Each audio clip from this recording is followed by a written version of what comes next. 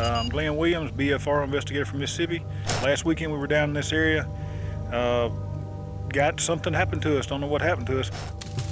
From what we can figure, maybe something came from back this way, something threw something in the water. We may have found a hot spot. We're thrilled to be in Mississippi. We've never been here, but we've been to all the states around Mississippi and found those to be very squatchy. So it makes sense that Bigfoots would be here too. The BFRO has been receiving reports from this state from the mid-90s. Most of the reports we've received are in the southeastern part of the state, so that's where we're headed. In fact, one of the best pieces of evidence we have came from down there. The Mississippi Howl, recorded by BFRO investigator John Callender. It's one of the only recordings of a deep moaning howl from a big male Sasquatch.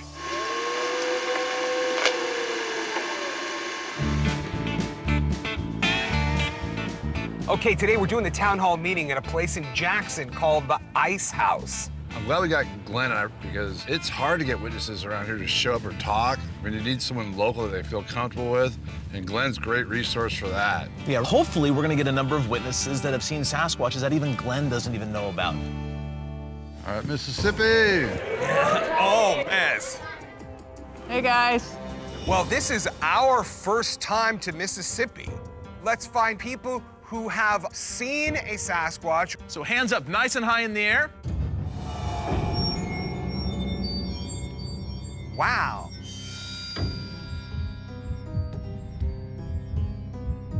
My name is Cheryl Mitchell. This happened about this time of year, 2 years ago.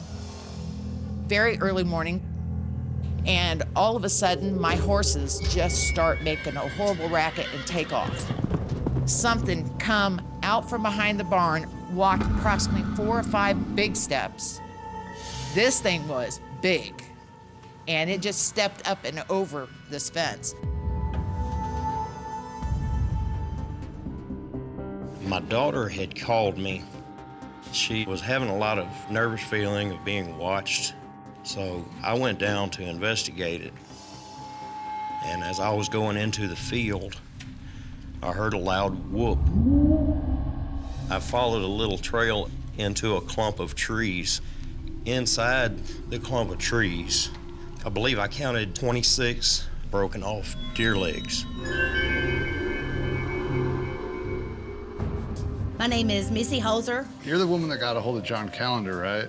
John Callender actually loved to come to our house. Oh, I know who you John are. Callender actually recorded, if you'll Google the Mississippi Howl, Oh, that's right. that was recorded in my yard.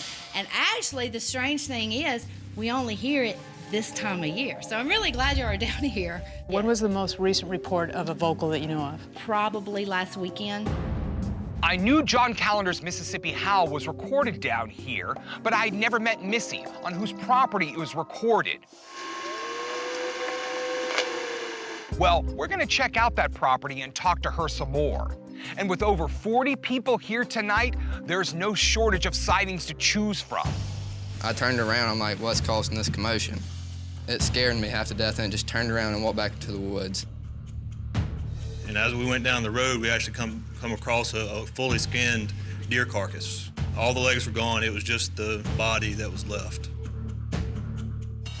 I know what a bear looks like, but this didn't look like a bear. It was something else. He was in full stride. He looked like an Alabama linebacker. The town hall was amazing, and we could have never got so many reports and recent reports without the help of Glenn. Some of the reports are so recent that Bobo's gonna take off immediately to go camping in those locations, while Matt, Renee, and I talk to some really promising witnesses. Now, we're gonna bring cameras out to not only document the witnesses' stories, but also the locations, and that way we have that data saved forever.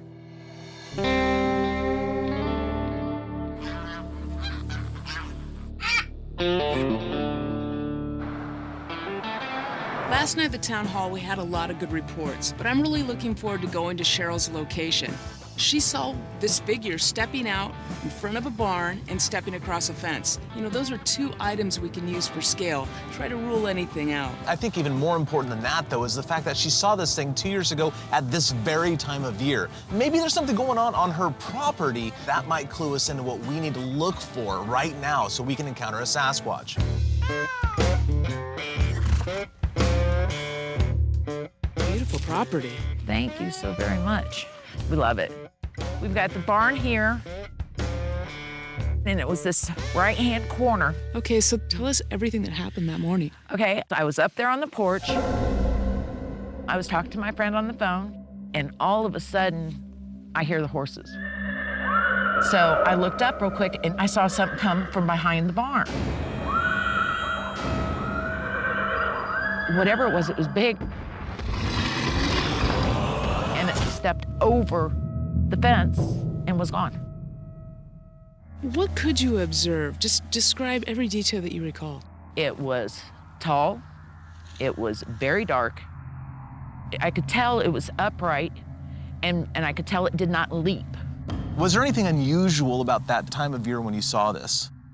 The coyotes were crazy the week before. Where it used to be we'd have one main pack of coyotes, I can be out here at night now, and there'll be one back here, one across the road in the little thicket over there, and I'll hear another one down on the next road. Cheryl's experience really confirms what we observed on our first night investigation, that Sasquatches and coyotes are somehow related. Now it's time to do a recreation with Ranae walking by that fence. Hopefully whatever Cheryl saw is so big that it'll convince Ranae that it couldn't have been a human being. Okay, Ranae, we're gonna do a first pass here. Go ahead and just walk for us to our right. Okay, I'm walking by. It was in this general direction.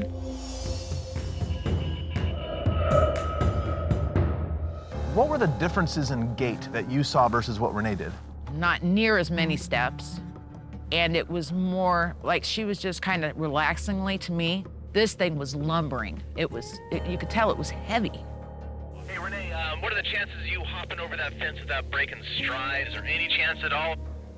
Absolutely not. The top of it is at the top of my hip bone. And to be honest with you, somebody 6.5 foot couldn't do it.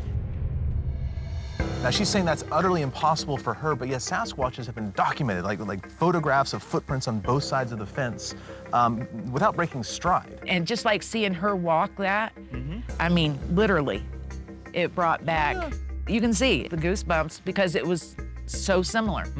I was an elementary school teacher for kind of a long time, and really there's not a lot of difference between liars when they're 10 and liars when they're 45 or 50 years old. And frankly, I don't see any of the signs of her telling any fibs whatsoever. One cannot fake goosebumps. I'm confident at this point that Cheryl is telling 100% truth. Whatever you saw was definitely big, that's for sure. So based on your description, you rule out a person. It wasn't a horse, not a bear. I don't know what you saw that day. Just by you all coming out takes away any doubt or problems that I was having. And I appreciate y'all so much for coming out. I really do.